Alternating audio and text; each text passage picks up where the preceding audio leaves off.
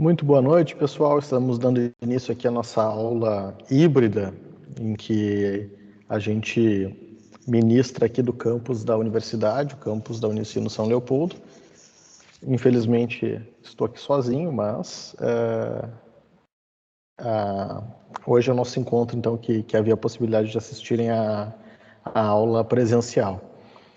Eu vou compartilhar com vocês aqui a minha tela, a gente já vai dar início à matéria de hoje, que é a continuação da responsabilidade tributária que começamos na aula passada, certo? Então, a gente começou a examinar a responsabilidade tributária fixada lá pelo Código Tributário Nacional, de modo que a nossa aula anterior foi preponderantemente focada no CTN, né? E a gente vai seguir hoje também falando sobre esse aspecto. E o tema que eu vou começar a falar agora com vocês, que eu inicio a nossa aula, diz respeito sobre a responsabilidade do Fundo de Comércio, ou também chamado pelos comercialistas, professores de direito empresarial, de estabelecimento empresarial. Então, diferentemente do que nós vimos na aula anterior, o tema aqui da responsabilidade, ela não diz respeito à pessoa jurídica, ela não diz respeito à pessoa física, mas sim aquele conjunto de atributos que a empresa detém, ostenta, e que podem ser negociados, vendidos separadamente. E aí fica a questão, né? Como é que fica a responsabilidade no caso, na venda do fundo de comércio, no trespasse, que é tecnicamente o nome da operação, né? O Código Tributário Nacional, ele oferece uma disciplina. Então, vou pegar aqui o nosso CTN, e no artigo 133, ele tem lá um tratamento. E aí a gente vai ler ele em partes.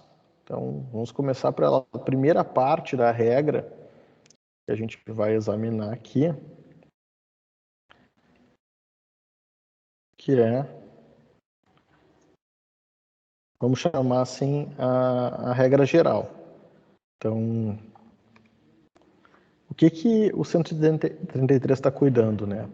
A pessoa natural jurídica que é adquirido de outra, fundo de comércio ou estabelecimento comercial, então vejam, adquiriu lá o ponto, a clientela, o estoque, mercadorias, etc., de um outro, e continuar a respectiva exploração.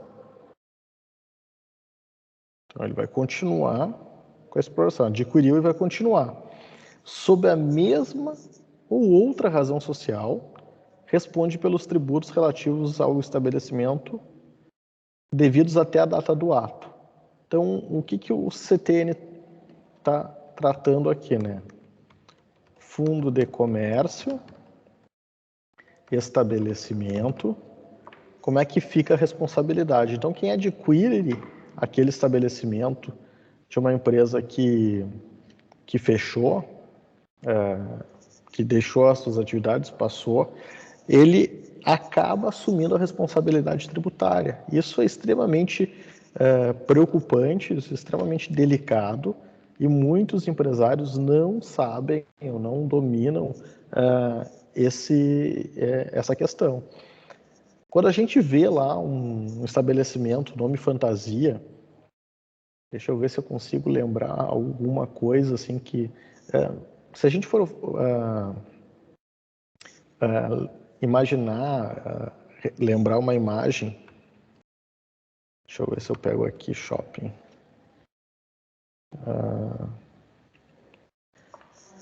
Quando a gente vê uma imagem de um shopping, né, e a gente circula lá pelo shopping, a gente vê na fachada das lojas, deixa eu transcrever para cá, para ver se a gente torna mais visual. Então aqui eu estou circulando pelo shopping, estou andando pelo shopping e estou vendo ali as fachadas, certo? Então ali tem um nome fantasia, uma marca, uma loja, um comércio que tem lá sua reputação, tem a sua clientela, tem pessoas que frequentam ali, que tem aquele ponto como referência, de modo que o cliente ele vai lá para comprar aquele tipo de produto, aquele tipo de nicho que aquela empresa atua. O que a gente não sabe é o nome do empresário, da empresa que explora aquela marca, aquele ponto comercial. Dificilmente, não sei se alguém aqui na aula tem o hábito de pedir nota fiscal e ver qual é a razão social que está na nota fiscal. Que a gente vai se surpreender com os nomes que estão ali, que não tem nada a ver com o nome fantasia da marca.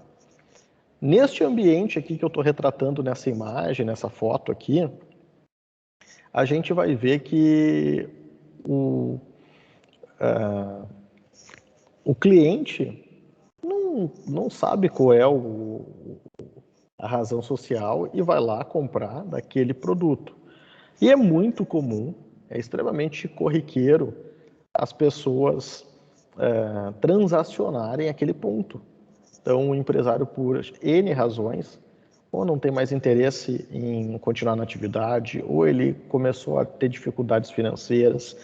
Enfim, seja por qual razão, ele vendeu aquele ponto para um terceiro. O que os empresários quase nunca dominam, quase nunca têm noção, é que ao fazer essa venda, ao fazer a venda do ponto, passando esse ponto para terceiros, o que diz o CTN? A responsabilidade pelos tributos devidos até aquela data, ela é assumida pela pessoa natural ou jurídica que adquiriu esse ponto, certo? O que o CTN vai divisar agora? Bom, ela pode ser integral,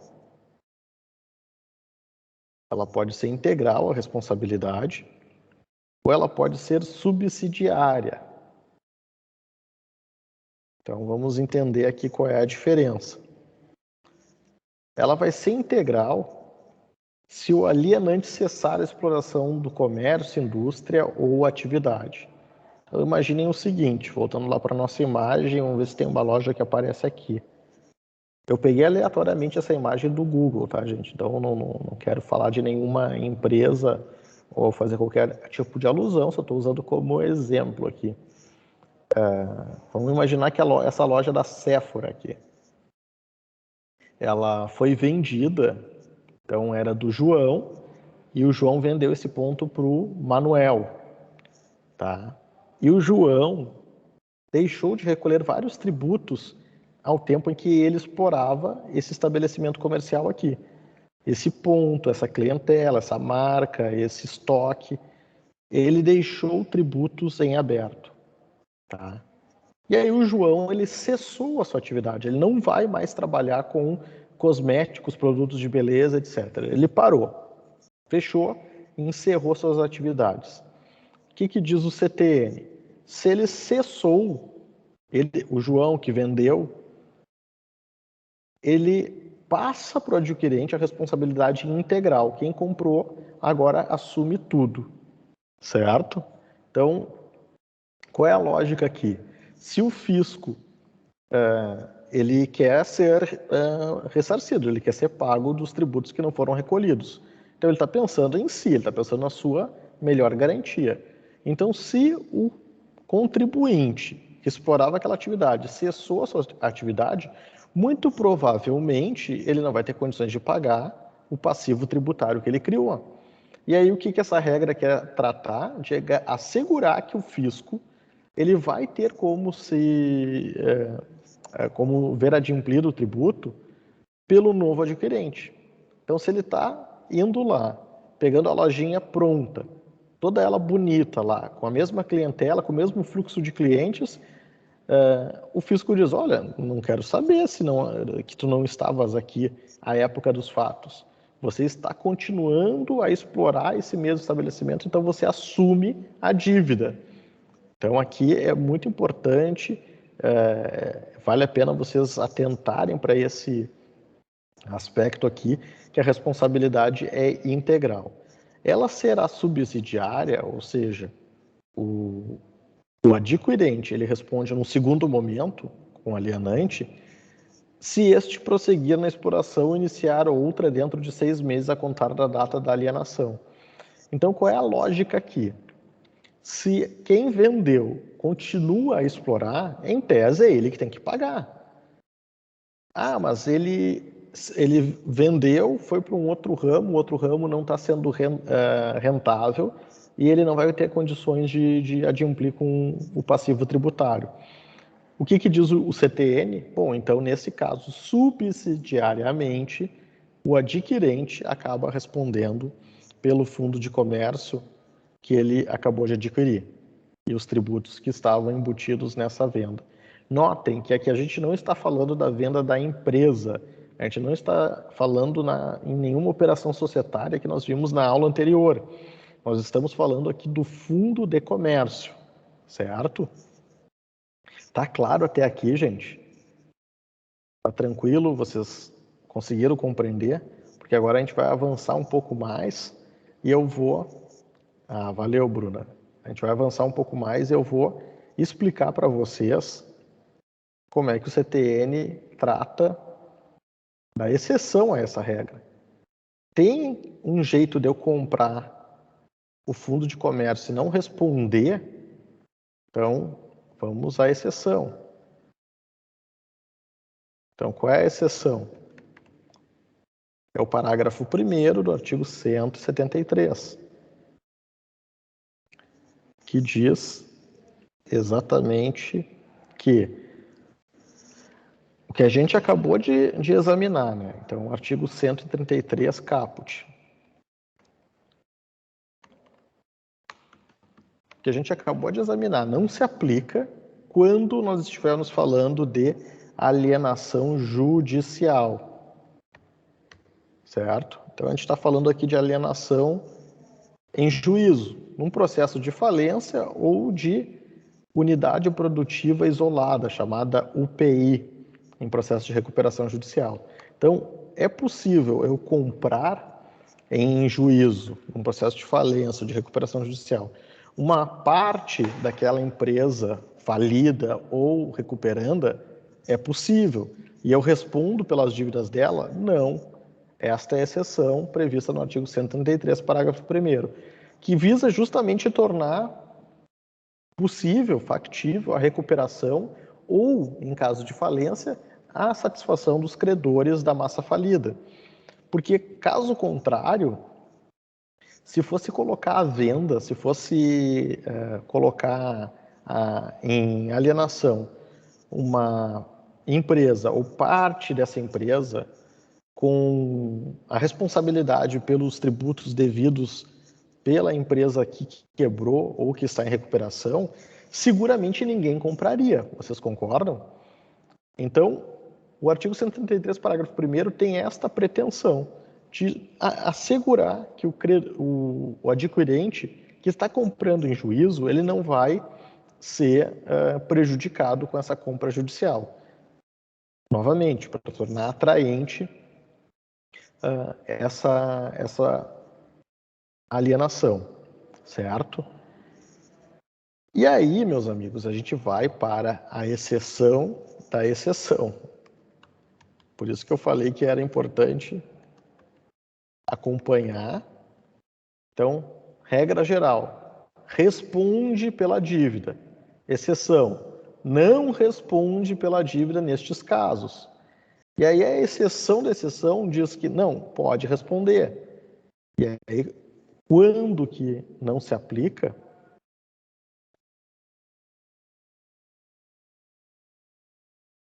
É o caso do artigo 133, parágrafo 2º, que eu vou transcrever aqui e deixar visível para vocês. Então, artigo 133, parágrafo, diz o seguinte: não se aplica o parágrafo 1º, ou seja, não se aplica a exceção, em outras palavras, será responsabilizado pela aquisição do fundo de comércio, neste caso, quando essa venda for fraudulenta. E quando que o CTN considera uma venda fraudulenta? Então vejam só as hipóteses. O sócio da falida em recuperação, a sociedade controlada pelo devedor falido em recuperação, é o adquirente. Ora, se quem está comprando em leilão é o próprio sócio da empresa que está em recuperação, é óbvio que ele quer fraudar credores, né? Parente em linha reta ou colateral até quarto grau. Ou seja, eu botei um laranja lá, botei um parente, um amigo, um consanguíneo, para que ele adquira aquele bem livre de qualquer ônus, para que depois eu proteja o patrimônio e não satisfaça os credores. Então, é óbvio que essa venda é fraudulenta. E o terceiro é uma pessoa identificada como agente do falido ou do devedor em recuperação judicial. Então, em síntese, os 3 casos que nós estamos examinando aqui, os 3 casos cuidam da mesmíssima situação. Alguém compareceu num leilão judicial para fraudar a satisfação do crédito, prejudicar os credores e proteger o falido ou o sócio da empresa em recuperação. Então, essa, digamos, é a regra que excepciona e afasta a exceção do parágrafo 1º.